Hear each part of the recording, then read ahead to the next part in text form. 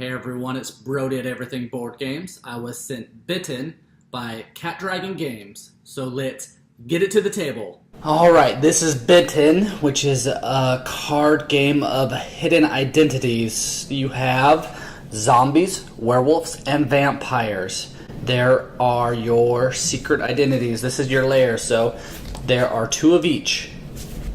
You're going to shuffle these up.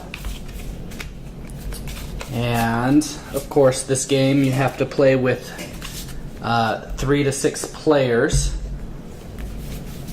to be able to play it. There's 6, but you have to have at least 3. And randomly, we'll say this player's this one. Move that up. This player's that one. And this first player marker we'll put over here. That makes sense. And we'll put these out. So we have some hidden identities. We'll look at this one because we'll say this one's me. So, alright, look at that, zombie. So, what I'm trying to do is win the game in different ways. We have some locations up here. Let's see, this is the hospital. In the hospital, zombies can only be played in this location if another faction is on that same card. And so I'll show you like this one.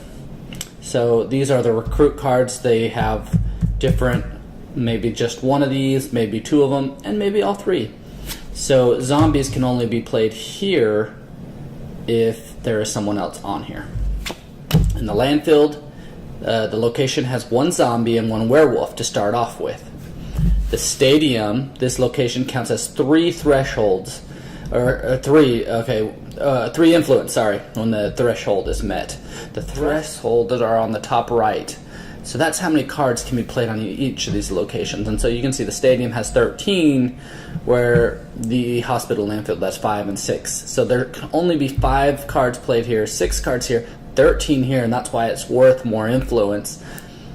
7 here in the motel. This location counts as 2 influence, so pretty good. And the news studio, when a recruit card is played here, then you can raid another location. Okay, that's pretty sweet. So everyone's going to get some of these cards, shuffle them up. They've already been shuffled, but 1, 2, 3, 4, 5. So everyone starts with 5 cards. And the way to win is you need to either have 3 influence up here on these locations, so you could do that by just taking over the stadium. What happens is when there's 13 cards here in the stadium, whatever faction has the most gets an influence put on here. And so if 5 cards here in the hospital, whoever has the most gains an influence. When there are 3 influence of the same, then that person has the chance to win. They don't win already because we have our secret identities. And in our lair, you don't want to let everyone else know who you are, because at the end, if you have your 3 influence up there, you will flip over all your cards in your lair, so cards can be played, other players will be playing in your lair. And if there are more of a different faction than what you have, so mine's zombies, and I flip them over and I have, another zombie, so 2 zombies and 3 werewolves. Well, there's more werewolves, so they knew, I was probably not a werewolf, and so they were adding them in here, and so then I actually don't win, and the other players win. So you cannot give off your identity too easily, because people will just put cards in your lair so that you actually lose. You also, instead of winning by taking the city, you can also win through your faction here. And you can hide so well that if you have 3 of the same faction, then you can claim to win that way.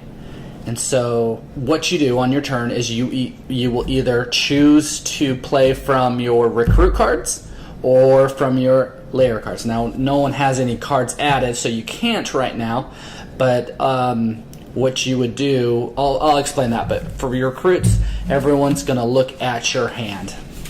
So you can see here I got a vampire, a werewolf, a zombie, a vampire zombie, and a vampire zombie. So these all have my zombie faction on it, okay? This doesn't, and I have a Slayer's card, so I can raid any locations. To raid, they have to have recruits on them, and I would take that card off of that location, or I can barricade with this card. To barricade, then I am going to, well, no recruits can be played on them, and I just get a new location card. And look at this, there are a ton of locations, so that's pretty sweet about this game. So as a zombie, I like this location. Don't like that location, but I don't want to make it obvious. So, and I don't want them to know who I am, so I'm actually going to play this card because they're going to think off the very beginning, their first impression of me is that I'm either a vampire or werewolf when I'm actually a zombie. So, I'm going to play that card, and this player will play that card, and this player will play that card. So then first player will show their card, and they will place it on a location. And so say I'm going to just play it right here in the hospital, because I really want to throw them off. Zombies can't get here, though I really want this one. I'm trying to throw them off because I'm gonna try to win through my identity, but they don't know that. But we'll see. I can always switch and take over other locations. Maybe I'm just gonna go for the stadium, and I'm just trying to throw them off my tracks right now. This guy has his Slayer's card, so he decides that he doesn't like. Let me see who he is. He doesn't like necessarily this stadium. I mean, take over one location and win the game. Oh, no, not on his watch. Oh, now it's a police station. So when this is raided, raid each adjacent location. Ooh, nice. As well, the top and the bottom cards of the location row are not considered adjacent to each other. Okay, well, I'm playing it a little bit differently. These are usually stacked up and down. Alright, so this has 5 in the threshold. So this will get discarded, and this player is going to play a werewolf. And they are going to play it right here. We'll put that under there. There's one werewolf there. Alright, now after we've all... No, actually, to show you something else, I'm going to actually say... Well, this thing, he thinks he's a werewolf, so he's going to play it in this player's lair. So that's what we're going to do. So now these will get switched. This player, they'll switch hands, which is awesome for this game because this way you get to use the cards and you're not just stuck with whatever you got dealt with. So everyone's going through the same 15 cards and just picking out each time what they want. And now if you remembered what you had, you know what they have the choices of. That could help you figure out who they are as well. Back to our zombie faction. So the zombie, okay. Maybe we'll play this one, and there's no way that they know that we're a zombie. There's just no way. So I'm guessing this card is not it. So that's why I didn't choose this action. I already looked at my cards, so I can't go back. But that's the other action. And maybe I'll show you the next round. So I'm going to play this one. Alright. This player looks... Let me remember who they are. Alright. They're going to play... I'm going to play that one. And this player is going to play that one. All right. Whoops. This is the new first player, so they will show this off, and they are going to put this right there. That first impression really threw them off. This player has a zombie, so let's see. He's going to play it here in the news studio. Alright, and he's going to raid this location. And so what happens is this card gets discarded, so that's not there in the hospital anymore. And actually, raids can change things. Say there was 5 cards on here, that could still get raided, drop off, the influence comes off, and now there's an opportunity for someone else to take over the hospital to gain an influence. But that's what he's going to do. And this player shows this, and they say, oh man, well, what should I do? I'm going to pretend like I'm a vampire. What would a vampire do? I'm going to go back on here. That's what I'm going to do. Alright, these get switched to the next. So now this is the first player, and they won't have anything in their lair. And they say, oh, one of each. Well, alright, they're going to play that. This player's actually going to look at their lair, because they're scared. Crap. And they don't necessarily, maybe they think they've thrown them off, so they don't necessarily want, but if they don't, it makes it look like they're not scared. So they're going to look at this, and, oh, look at that. We're just throwing in junk, it looks like. So there are others in there. So he did not actually throw them off because they threw them off. But that was my fault of actually putting the wrong cards in here. They would have put zombie cards in here, really, because they didn't think he was a zombie. So maybe that would have helped. So he's going to... But I'll show you how this action works here. You will... He's going to play that one, he's going to play that one, and this one is going to play, well, all that he can. Alright, this player goes first. They're going to play it right here. This player will go next. And they say, I don't like this anywhere, but I will put it in here. And this one says... and they're still thinking he's maybe a werewolf or something, and this has a zombie. He's gonna put it there. Sorry to confuse you with this, but he was, see, that's how the game is so good, is it gets your head all thinking what could someone be and everything.